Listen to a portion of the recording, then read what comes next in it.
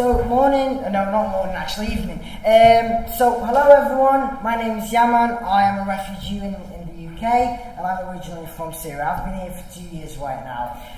Starting off this, I'm not going to really talk about the problems of refugees and the obstacles that they face. I'm going to give you a little bit of background of what are refugees, what were their situation, what are their situation, how did they come here, surprisingly. So let's start with the word refugee. What does a refugee mean? Now, according to the dictionary, a refugee is a person who was forced to leave their country to escape prosecution, war or natural disasters. Okay, let's go back a little bit. Let's see what the word refuge means. A refuge is a safe place, yeah? So, combining these two together, we get a refugee is a person who escaped their country from prosecution because of prosecution, war or natural disaster, seeking for a safe place to continue their life. So we've established our first principle. Second principle, the last couple of years refugees were really epic comparing to history from World War II. From World War II to now, the last couple of years were really epic and focused on refugees, especially in 2015-2016. Now today I'm going to talk you through one of the most horrific crises that the world has witnessed since World War II, and this crisis has triggered and increased the amount of refugees by 5.6 million persons. This conflict is called the Syrian conflict or the Syrian civil war. Now, before I go on about it and talk about the war and what happened, I'm gonna give you a little bit of background on what is Syria. A very good question is, what is Syria? Most people don't know, surprisingly. So I'm gonna just clarify. Does everyone know what Syria is? Yes? Go have a show of hands. I don't think I need to ask anyone. Okay, so what is Syria? We've all established that. It's a country, yes! It's a country in the Middle East. Very beautiful country. I love it because it's my country. It has great history. That soil has witnessed one of the greatest civilizations in history. From the Armenians, which were the first kind of civilization on it, until the Ottoman Empire, and then the Great Arab War. And then, of course, it became an independent government, and the rest of the story. Now, Syria is a really beautiful place. And of course, you might say this is a biased talk because I am from Syria, so everyone will see their country as being beautiful. So I'm just going to give you, I'm not going to speak anymore. I will speak after this, but I'm just going to give you a little kind of taster of some places in Syria. Watch with interest.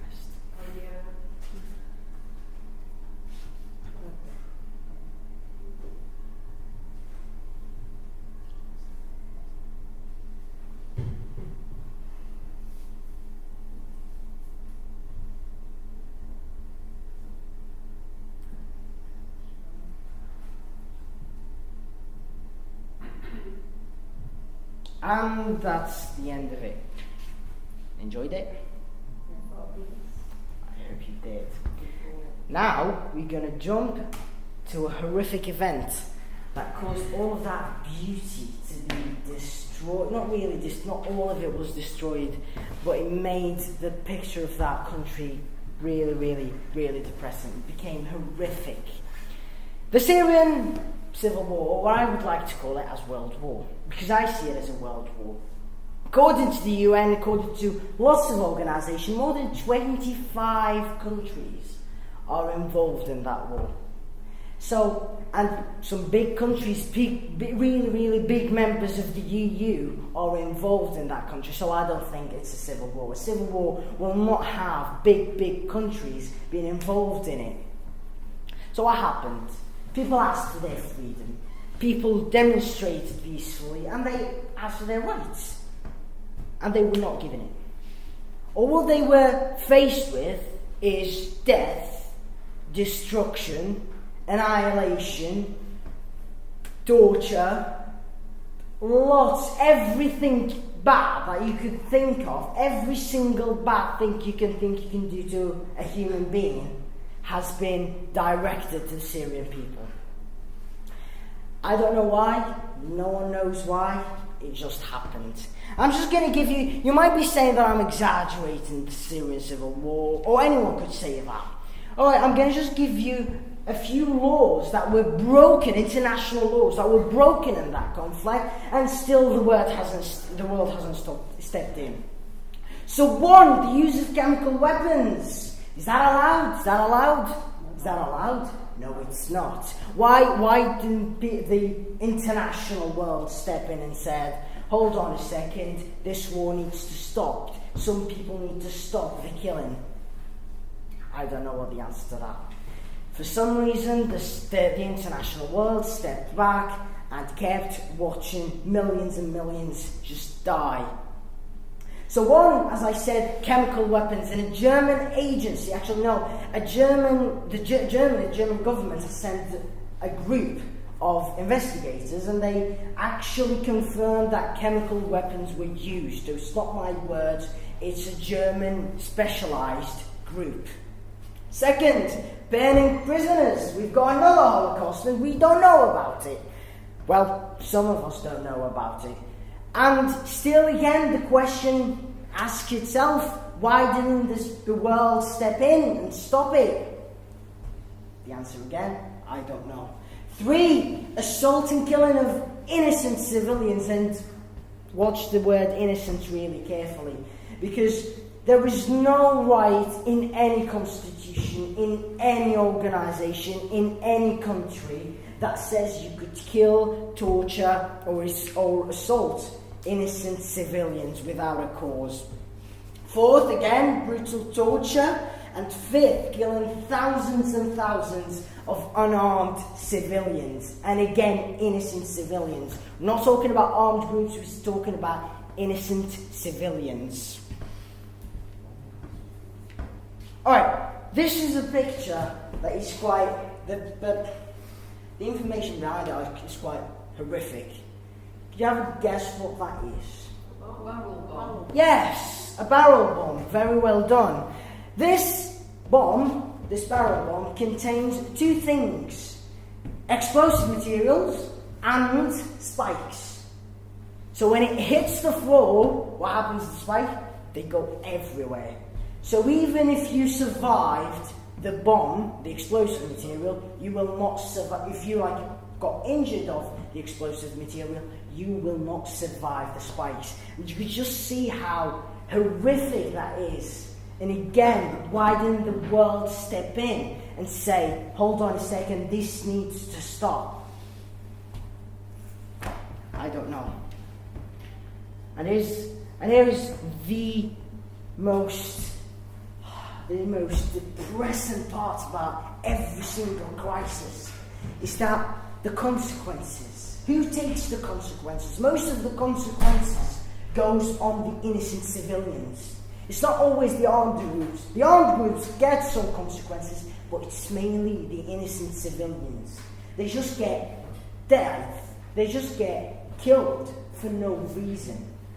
Now, according to many organisations, such as the Syrian Observatory for Human Rights, the Arab League Envoy, and the United Nations, they've said that about 500,000 persons has died in that war.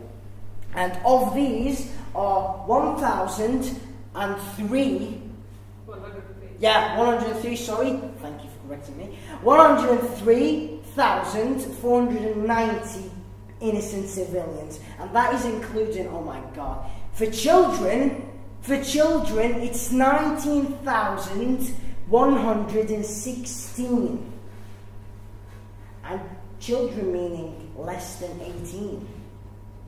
So could you just picture that in your mind?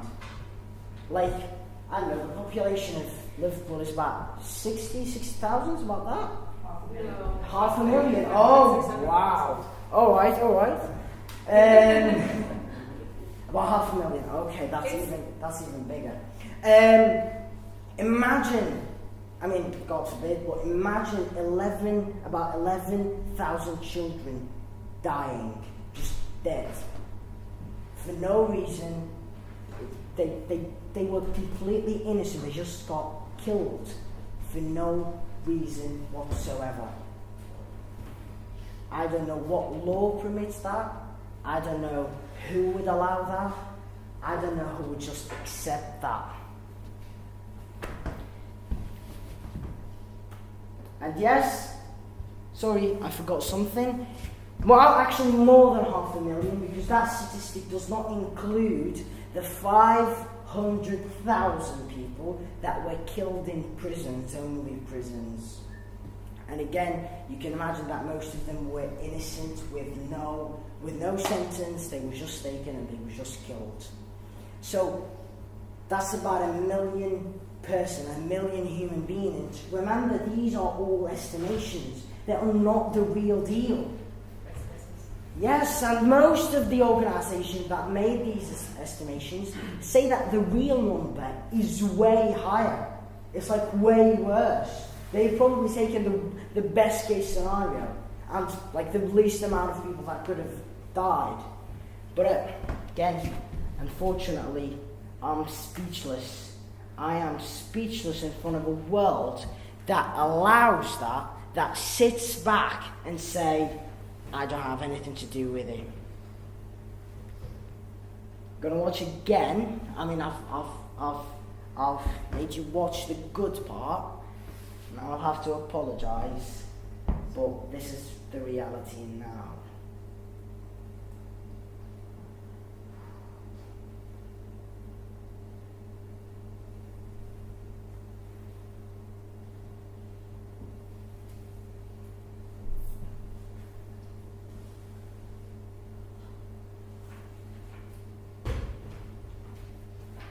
Oh, whoa. Wait a second. What is this? This is not Syria. This, ladies and gentlemen, is a city in Germany. And this is the effect of World War II on that city. Now I just want you to be patient with me. But can we actually see a difference? Now you might say, what are you establishing here? I'm just establishing the fact that history is repeating itself over and over and over again. And what are we doing about it? Every single time we say, if we lived at that era, we would have saved the people. Well, excuse me, look at the present now. You will see a lot of crises that need someone to just save the people, to just stop the killing, stop the annihilation, try to get a solution. But again, history is repeating itself, and again, us humans are doing the exact same mistakes. We should learn from our history. History is not just to be taught in schools and to be put in curriculums. History is to be learned from. That's what history is. If we don't learn from history, then history is useless. That's the most important feature about history, is that we should learn from our past mistakes. Not repeating them and making them even worse. I don't know what to say. I honestly don't know what to say. Now, of course, the international world didn't, of course, step on the side. They've done some stuff, but were as useless as anything. With all due respect, I appreciate their effort, but really they haven't solved the crisis. They haven't solved the problem. So starting off with Geneva 1, it was done in 2012 because Geneva conferences are really popular and worldwide countries attend them. Especially in that one. I mean, we're going to get to the participants in the next slide, so don't worry. So next one was Geneva 2. Of course, I'm just picking some of the conferences that were made, or actually the real number of conferences and peace talks is 26 throughout the last 8 years. And 26 conferences resulted nothing. 0. So they were useless, unfortunately. Again, Geneva 3, 2016. Geneva 4, 2017. The Vienna talks, which we're going to get into that in a minute, and the Astana talks, which were about 9 talks between January 2017 and March 2018, and they were held, they were mainly created by Turkey, which I really thank, because they've done a lot of effort, and we're going to come to that, of course, in a minute. So hold on. So please stay straight with me. So these are the conferences, the 4 Geneva conferences, and these are the participants in them. So Geneva 1, all 5 permanent members of the UN Security Council. So these are the most powerful countries in the world. Yeah, the UK, France, Russia, China, and that's it. And other, of course, the opposing group and the Syrian government representatives. But again, it did not result in anything. They've made the talk. I think they've agreed on some stuff, and then it was all cancelled. Everyone broke these laws, and nothing was applied to the future. To reality. And that is confirmed by the future, because now we've got a crisis that has been lasting for 8 years. For 8 years. And if any of these meetings were beneficial, then they would have resulted the stop.